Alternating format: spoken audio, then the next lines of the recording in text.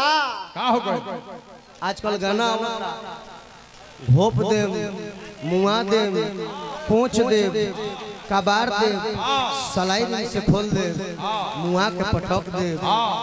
एगो औरी आई है धनक जाता कि आज भर ढील दो आजोन बचल बचे माल जोन नहीं भूल दो बाबू ऐसे नहीं खे आज भर ढील दो नरमुंडा के मुड़ी छील दो यार तो छिलल ना बाबू आई मत कर सारा तू हमर ज्ञान ले लेबो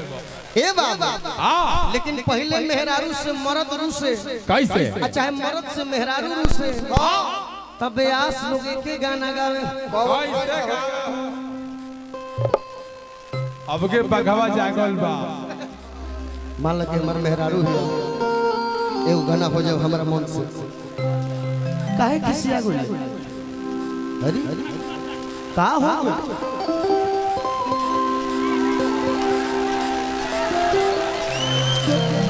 तब मरद मनावे लो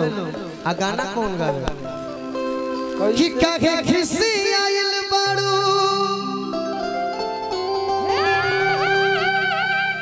हरे अब जान ले बुका हो ए त बोला सुगनी परान बुका का चाहिए तो कान में बताओ कहते के राजा जी हो छह भके छागल मंगले रहली हो ना लइलो यही से मरद तलस के जाए तो अपनी बार ले आ दे चल खेत में ले आइल बनी खाना दे अंतिम किनारे हट मामा हमारा पर ध्यान रहे कहले कि चलो तनी खाए के दो त मेहरा मना करती है चलो खाए नहीं खे दे हाथ छोड़ावतिया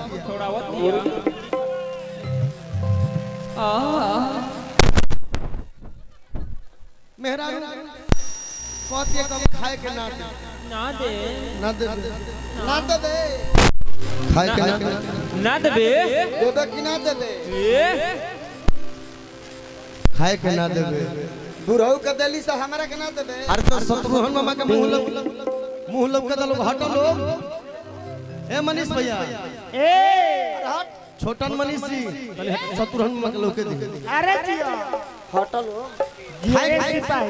खाए के ना देबे पिए के ना देबे तो तोर बाप ना देबे ते ना देबे तो के दी रे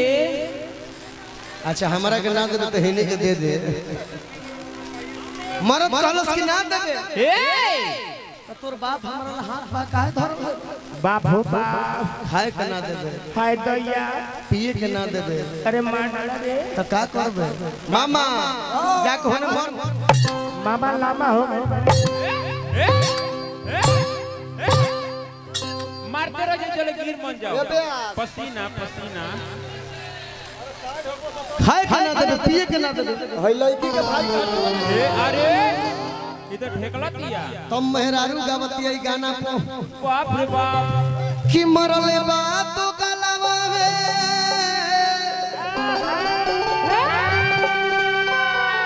ई गाना काहे के गावत नहीं कैसे ई गाना काहे गावत नहीं इतनी बमका के नाचल वाह कि मरले बा तो गलवा पीठ भैया पीठ तो कि मंगल खाती छो भके मंगल खाती छो भके छगलवा रे माई मरले बा तो